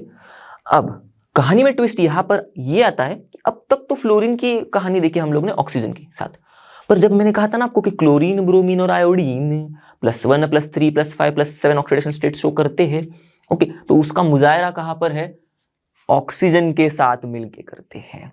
कैसे, तो देखो क्लोरीन, ब्रोमीन एंड आयोडीन, ये तीनों फॉर्म्स ऑक्साइड्स, जिसमें in which the oxidation states of these halogens, ये तीनों के, ओके, रेंजेस फ्रॉम +1 to +7। तो एग्जाम्पल के तौर पर मैं आपके लिए लेके आया क्लोरीन के ऑक्साइड्स, ये रहे क्लोरीन के ऑक्साइड्स, दिख रहे आपको, Cl2O, ClO2, Cl2O6 and Cl2O7। तो इसमें मैंने पहले ही ऑक्सीडेशन स्टेट कैलकुलेट करके रख दिया, ताकि यहां पर हमारा उसमें टाइम इन्वेस्ट ना हो, ओके, बेसिक सी चीज थी, बहुत बार हम लोग करते आए इसीलिए। तो देखो Cl2O का +1 है ऑक्सीडेशन स्टेट, यहां पर ClO2 में +4 क्लोरीन का ऑक्सीडेशन स्टेट, ओके, यहां पर क्लोरीन का ऑक्सीडेशन स्टेट +1, यहां पर +4, यहां पर +6, यहां पर +7, खत्म, ओके। तो दिख रहा है आपको, ये एक मैंने एग्जांपल लिया क्लोरीन का, ओके, जो ऑक्साइड बना रहा है और जिसमें +1 से +7 के ऑक्सीडेशन स्टेट शो कर रहा है। तो देखो +1 से +7 के ऑक्सीडेशन स्टेट्स शो कर रहा है, समझ में आ गई बात। अब एक और कदम आगे बढ़ाते हैं इनकी केमिकल प्रॉपर्टीज को समझने में, और बढ़ते हैं रिएक्टिविटी टुवर्ड्स मेटल्स पे, ओके। तो अब बचपन से हम लोग आयनिक बॉन्ड के फॉर्मेशन के बारे में पढ़ते आए हैं, आयनिक कंपाउंड्स के फॉर्मेशन के बारे में पढ़ते आए हैं, कैसे होते हैं आयनिक कंपाउंड्स फॉर्म। तो उसमें एकदम बेसिक सा एग्जांपल लेते हैं हम लोग, सोडियम और क्लोरीन। अब इसमें क्लोरीन हमारा सोडियम के साथ मिल जाता है और सोडियम क्लोराइड बनाता है। अब ये क्लोरीन क्या है भाई, हैलोजन, सोडियम क्या है भाई, मेटल, तो हो गई रिएक्टिविटी विथ टुवर्ड्स मेटल, हम लोग बचपन से पढ़ते आ रहे भाई, करेक्ट। एग्जाम्पल में समझ में आ गया होगा आपको। तो बनाते क्या है ये, सोडियम क्लोराइड, मतलब मेटल हैलाइड्स, बस। तो halogens react with the metals to form, मैंने जैसे कहा, मेटल हैलाइड्स, जैसे कि सोडियम क्लोराइड, ओके, या फिर मैग्नीशियम क्लोराइड कहो। तो इसमें देखो, अब सोडियम क्लोराइड को तो बता दिया, मैग्नीशियम क्लोराइड में देखो मैग्नीशियम क्लोरीन के साथ रिएक्ट करेगा और ऐसे MgCl2 मैग्नीशियम क्लोराइड बनाएगा। अब इसमें देखो मैंने Cl2 लिया है, ओके, क्योंकि हमारा chlorine as a chlorine atom नहीं रिएक्ट करता है, एज अ मॉलिक्यूल रिएक्ट करता है, उसका स्टेबल स्टेट वो है एज अ मॉलिक्यूल। तो जब भी कभी हम लोग रिएक्शन लिखते हैं तो ध्यान देना है कि ऐसे ही बस हम लोग बोल रहे कि सोडियम क्लोरीन के साथ रिएक्ट कर रहा है, सोडियम क्लोराइड बना रहा है, मतलब सोडियम लिखा मैंने, क्लोरीन लिखा और बस हो गया, सोडियम लिखा, क्लोरीन लिखा और सोडियम क्लोराइड बना दिया। ऐसे अगर आप केमिकल रिएक्शंस लिख रहे हो अभी आके भी, तो मतलब थोड़ी सी अंडरस्टैंडिंग में गड़बड़ है आपके बचपन से, क्योंकि केमिकल रिएक्शंस में हम लोग स्टेबल स्टेट्स, स्टेबल फॉर्म्स लिखते हैं हमारे स्पीशीज के। तो chlorine as an atom stable नहीं है, क्लोरीन मॉलिक्यूल है स्टेबल, ठीक है। तो ऐसे तरीके से अब बैलेंस तो करने वाली चीज तो कुछ भी नहीं है। देखो 2 क्लोरीन 2 सोडियम, तो देखो यहाँ पर 2 क्लोरीन 2 सोडियम, इसी को भी बैलेंस कर दो, हो जाएगी बात, ओके। तो देखो for example bromine react with magnesium. अब एग्जाम्पल में मैंने ब्रोमीन, मतलब यहाँ पर क्लोरीन ले लिया, आप ब्रोमीन ले लो, तो ब्रोमीन रिएक्ट करेगा तो मैग्नीशियम ब्रोमाइड बनाएगा। तो देखो bromine react with magnesium to give magnesium bromide, यहाँ पर क्लोरीन ने रिएक्ट किया तो बना दिया मैग्नीशियम क्लोराइड। अब देखो सबसे लास्ट वाला इनका इंटरैक्शन केमिकल प्रॉपर्टीज में, वो की है खुद के साथ। ओ आपने सही सुना, हाँ मैं सही बोल रहा हूँ, हैलोजेंस इंटरैक्ट कर रहे हैं, कुछ मिली भगत कर रहे हैं, कुछ एक दूसरे के, मतलब कुछ चल रहा है, इनकी खिचड़ी पक रही है खुद के साथ ही। मतलब खुद जैसों के साथ, हैलोजन दूसरे हैलोजन के साथ। ओके, अब ऐसे मत सोचना, मतलब हाँ फ्लोरीन फ्लोरीन दोनों मिलके F2 मॉलिक्यूल तो बनाते हैं, पर वो तो बात हम लोग बहुत पहले ही देख चुके हैं। यहाँ पर अब एक हैलोजन दूसरे हैलोजन के साथ कुछ खिचड़ी पकाएगा, तो इसी को कहते हैं हम लोग रिएक्टिविटी ऑफ एक हैलोजन टुवर्ड्स अदर हैलोजन। ठीक है, तो केमिकल प्रॉपर्टीज में अब देखेंगे हम लोग रिएक्टिविटी टुवर्ड्स अदर हैलोजन। अब अगर मैं कहूं कि हमारा एक हैलोजन है वो किसी दूसरे हैलोजन के साथ मिल रहा है, एक को मैंने X लिया, दूसरे को मैं डिनोट कर रहा हूं बाय X डैश, तो ये ऐसे मिलीभगत करके अलग अनोखे कंपाउंड्स बनाते हैं जिनका नाम है इंटर हैलोजन कंपाउंड्स। ठीक है, इंटर हैलोजन्स कहते हैं हम लोग इसको। अब टाइप में ना, अब कितने एटम्स जुड़ते हैं उसके ऊपर इनके टाइप बनते हैं। तो टाइप्स में अगर मैं कहूं तो X डैश 1, मतलब एक ही एटम जुड़ रहा है तो 1 लिखने की जरूरत नहीं है। ओके, अगर इसमें ऐसे भी टाइप वाले होते हैं जिसमें X डैश वाला जो है वो 3 एटम्स होते हैं, या फिर 5 होते हैं, या फिर 7 होते हैं। तो X डैश सिर्फ देखो, या फिर X dash 3, X dash 5, X dash 7। तो देखो सिर्फ X डैश, X डैश, ठीक है, X डैश 3, तो देखो X डैश 3, या फिर X डैश 5, X डैश 5, या फिर X डैश 7, तो X डैश 7। समझ में आ गई बात? अब इसमें जो X वाला हैलोजन में कह रहा हूं ना, ये होना चाहिए साइज में बड़ा, और ये जो X डैश वाला होना है ना हैलोजन, वो होना चाहिए साइज में छोटू। तो क्या करना मालूम है, X डैश, ये फॉर्मेट को एकदम दिमाग में एकदम चिपका के रखना, और फिर ना इस तरीके से, ओके, बड़ा सर्कल छोटू सर्कल, इस फॉर्म में याद रखना, तो आपको एकदम दिमाग में चिपक जाएगा कि X डैश में जब हम लोग मतलब देख रहे इंटर हैलोजन कंपाउंड में, तो X वाला है बड़ा हैलोजन, साइज में बड़ा हैलोजन। ओके, बड़ा हैलोजन मतलब साइज में बड़ा हैलोजन। ओके, तो किस रिस्पेक्ट में बोल रहा हूं मैं, वो इंपॉर्टेंट है। ओके, और X डैश भी है, X डैश है सॉरी, छोटा साइज वाला हैलोजन। तो अब हम लोग को पता है भाई, डाउन द ग्रुप हम लोग जब जाते हैं fluorine chlorine bromine iodine, sizes तो बड़े बड़े होते जाते हैं ऐसे, टेंटडैन करेक्ट। तो अब गलती से भी इनमें ऐसे कभी मत लिख के आना कि भाई Fi3, ऐसे मत लिख के आना कभी। क्यों? क्योंकि F तो छोटू वाला है, छोटू वाला तो पहला नहीं आ सकता, करेक्ट, बड़ा वाला आएगा पहला। तो एग्जाम्पल के लिए, आपको समझने के लिए मैंने X डैश 5 वाले हैलोजन के एग्जाम्पल्स लिए हैं ताकि आपको थोड़ा क्लैरिटी आ जाए। उसमें देखो एग्जाम्पल में IF5, तो I मतलब I मतलब नहीं, I मतलब आयोडीन। ओके, मैं मजाक कर रहा हूं।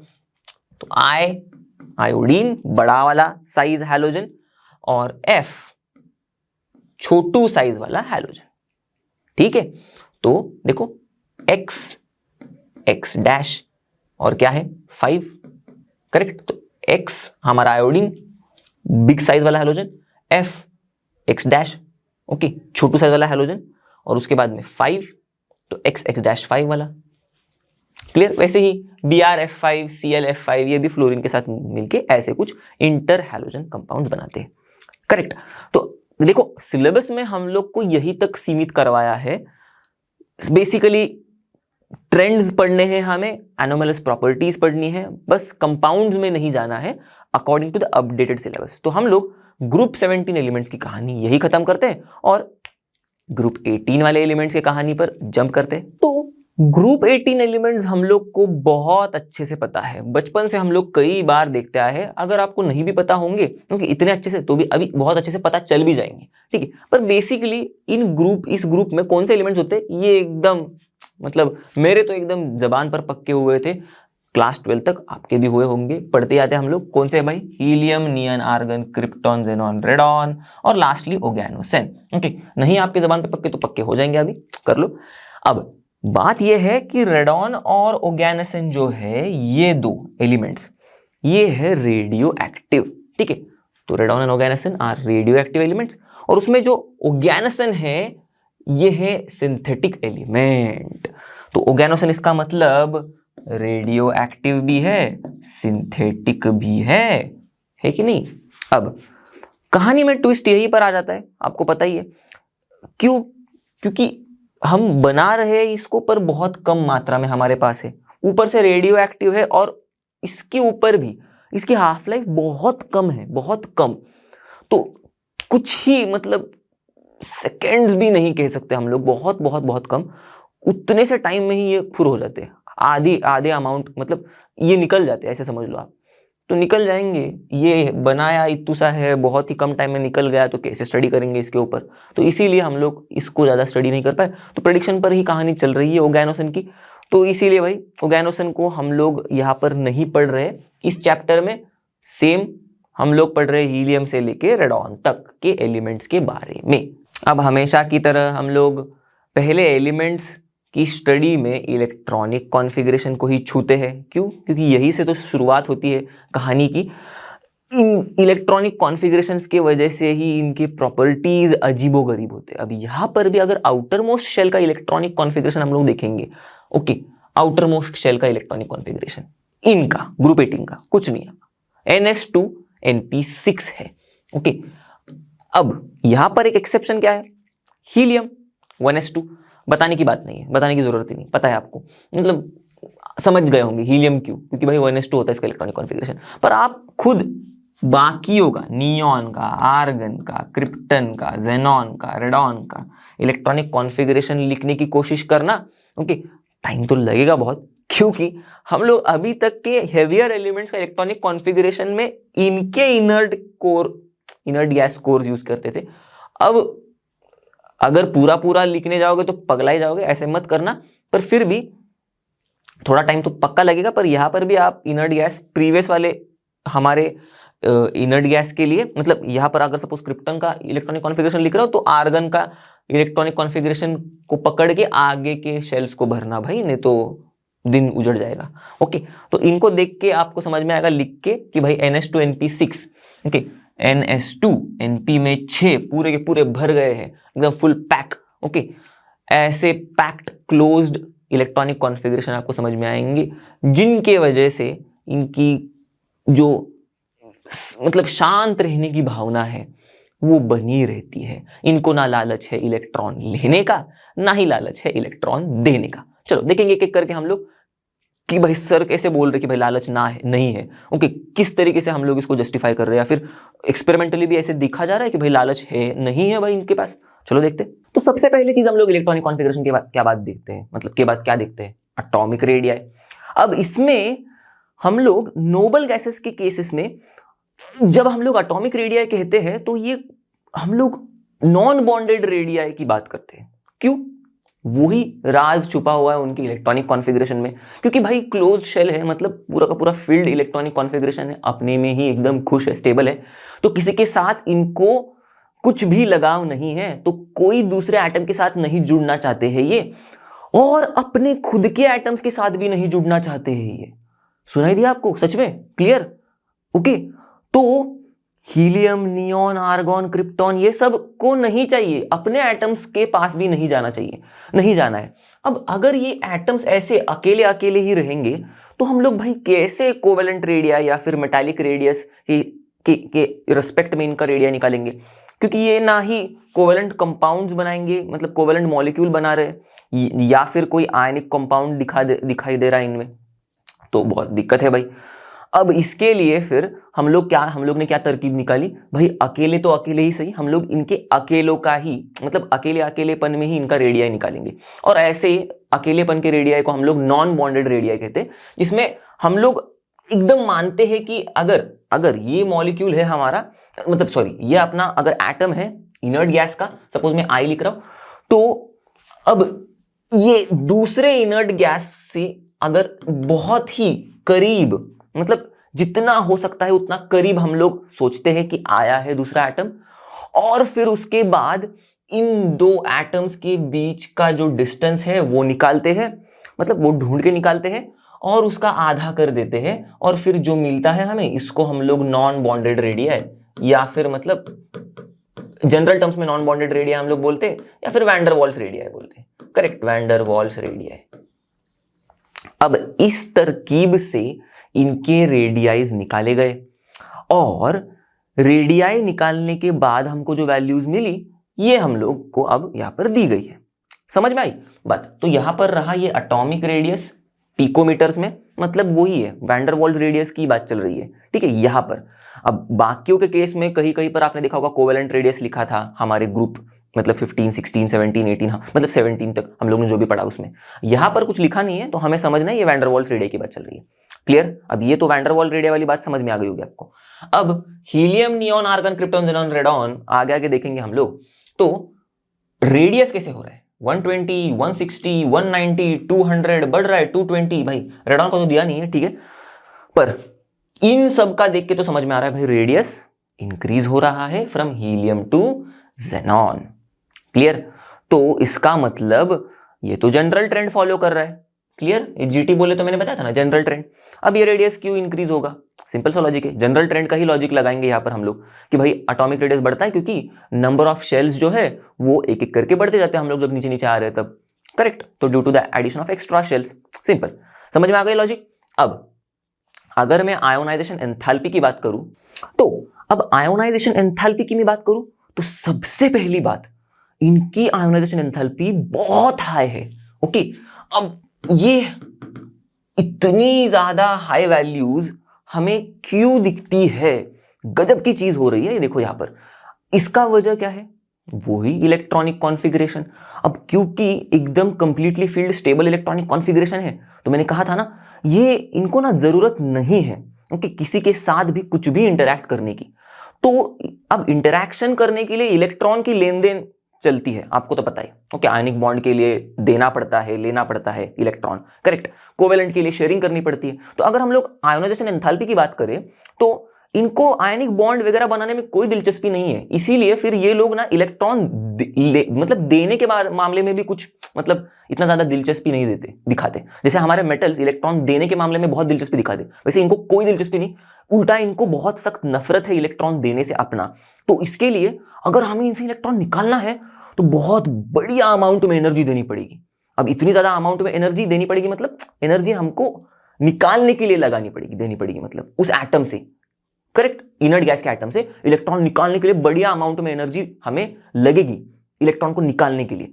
तो इसका मतलब अगर इलेक्ट्रॉन निकालना भी है तो भी हमारा इनर्ट गैस का एटम बहुत ज्यादा एनर्जी एब्जॉर्ब करना चाहेगा, बहुत ज्यादा एनर्जी लेना चाहेगा।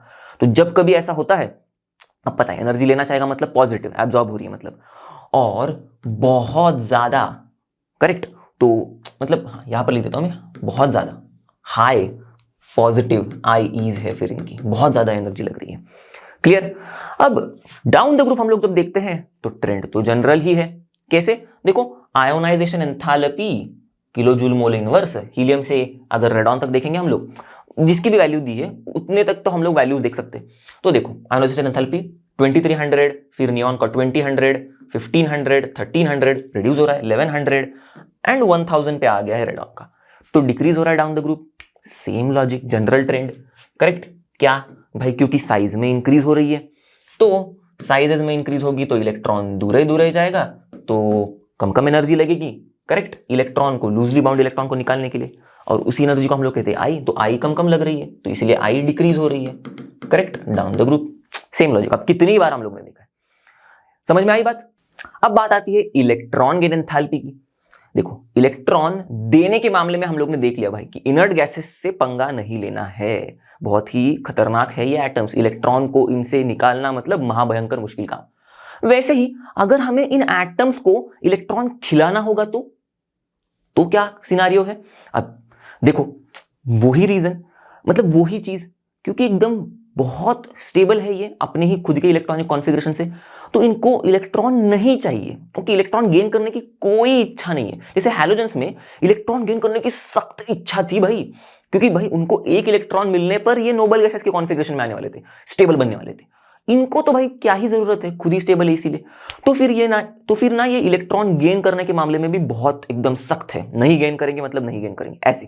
तो अगर नहीं गेन करेंगे और फिर हमारे पास ऐसा कोई एक इनर्ट गैस का एटम है, अब हमको इसको जबरदस्ती इलेक्ट्रॉन गेन करवाना ही है, तो अब ये बोल रहा है मैं नहीं करूंगा, हमको करवाना है, तो क्या करना पड़ेगा? जबरदस्ती करनी पड़ेगी। तो मतलब जबरदस्ती इलेक्ट्रॉन को गेन करवाना पड़ रहा है, मतलब उल्टा हो रहा है। ओके, यहां पर ना कुछ ज्यादा ही जबरदस्ती करनी पड़ रही है हमें इनर्ट गैस के एटम्स के साथ, इतनी कि हम लोग को एनर्जी लगानी पड़ रही है, मतलब एनर्जी देनी पड़ रही है इनको कि भाई एनर्जी ले लो पर भाई इलेक्ट्रॉन तुम गेन करो।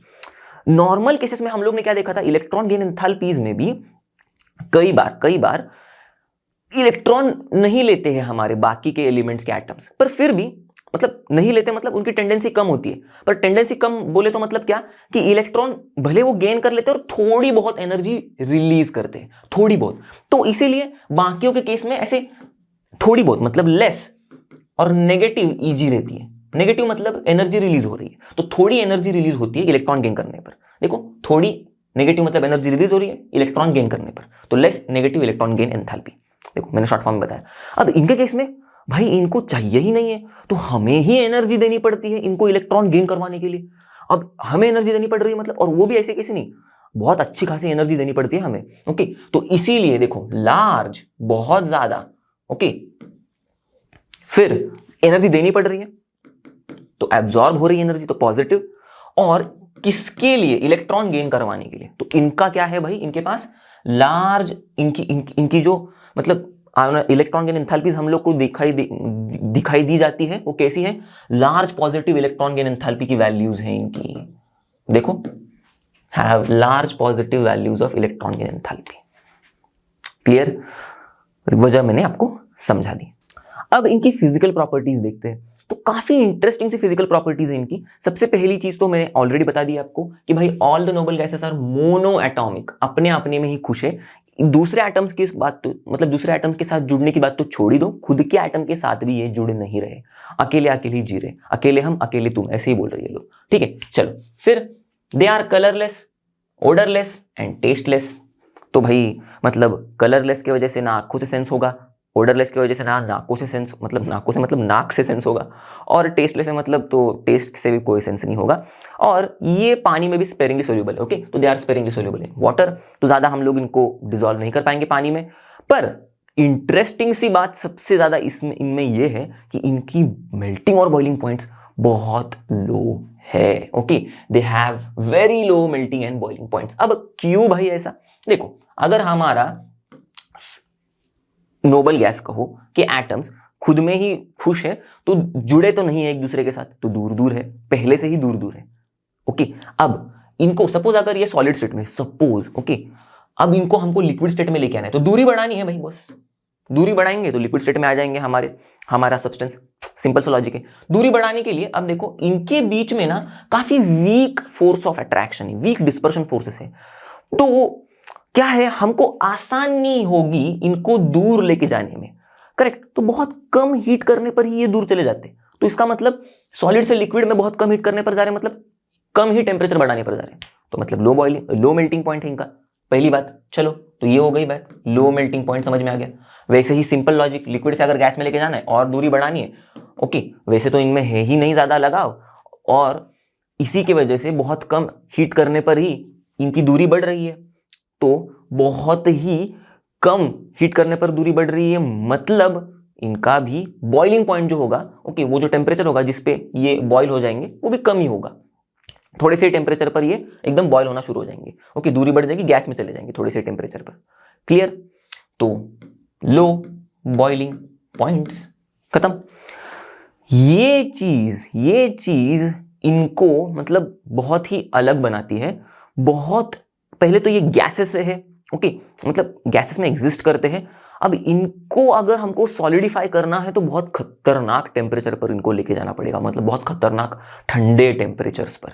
ओके, अब केमिकल प्रॉपर्टीज की बात करेंगे हम लोग, तो क्योंकि इनकी इलेक्ट्रॉनिक कॉन्फ़िगरेशन हम लोग ने देखी है वो इतनी स्टेबल है कि आप बोलोगे कि सर हम पगला जाएंगे ये सुन के। करेक्ट, क्योंकि है ही तो मैं भी क्या करूं, अब वही तो कारण है।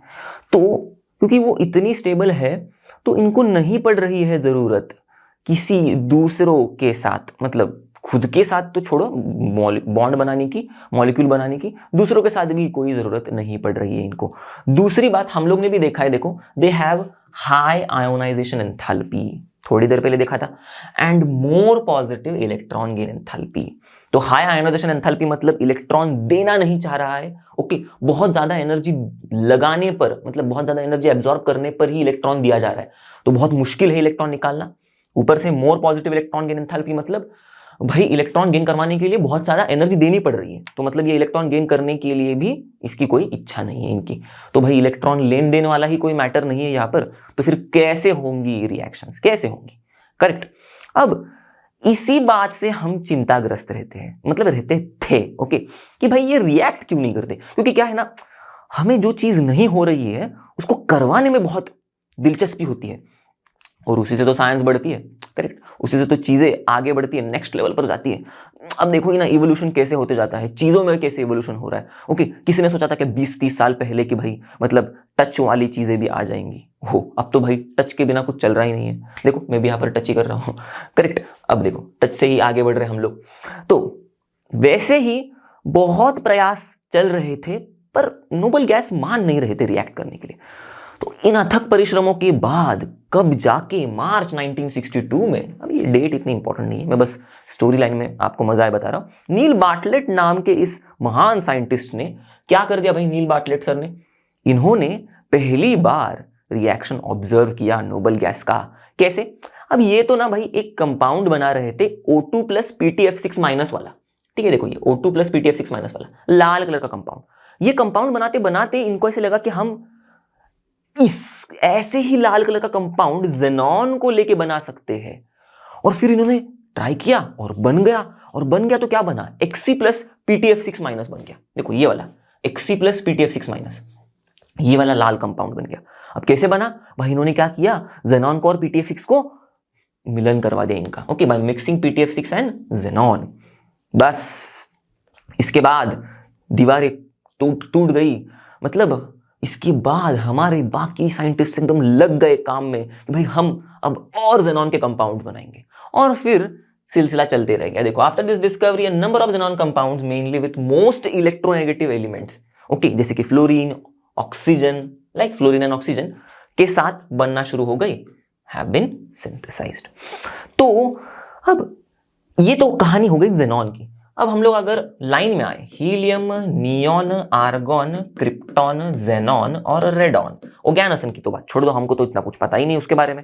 रेडॉन ऊपर से रेडियो एक्टिव है, पर फिर भी हम लोग ना उसके कंपाउंड को मतलब आइसोलेट नहीं कर पाए, पर आइडेंटिफाई कर पाए रेडॉन के कंपाउंड को, ठीक है। तो देखो compounds of radon have not been isolated, अलग नहीं कर पाए हम लोग, but only identified by radio tracer technique.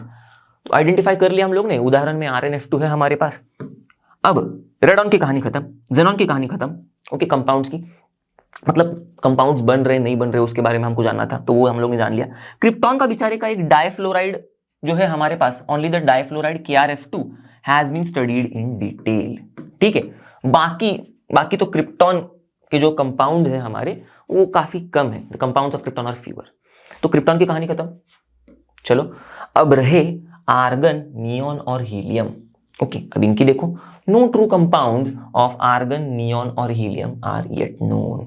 भाई साहब मतलब अब तक हम लोग को इनके कंपाउंड्स नहीं मिले हैं, ऐसे NCERT कह रहा है, पर अब देखो NCERT भाई आपको भरोसा करना है नीट के लिए, पर दुनिया में कई जगह पर बहुत रिसर्च चलता है, तो हो सकता है किसी को मिला होगा, नहीं मिला होगा, अब तक तो पता नहीं, पर चल रही होंगी, प्रयास चल रहा होगा कि जैसे जेनॉन को रिएक्ट करवाए, किसी तरीके से इस आर्गन, नियॉन और हीलियम को भी हम रिएक्ट करवा सके, तो इनके भी कंपाउंड्स मिलेंगे हमें, फिर इनके ऊपर स्टडी करेंगे हम लोग, और फिर उसके बाद करते ही क्या है हम इंसान, हर एक कंपाउंड के ऊपर स्टडी करके यही सोचते हैं, यही समझने की कोशिश करते हैं कि हमारे लिए ये कैसे हम इसका इस्तेमाल कर सकते हैं। बस बहुत मतलबी है हम लोग, करेक्ट, मतलब पहले से ही इंसान बहुत मतलबी है।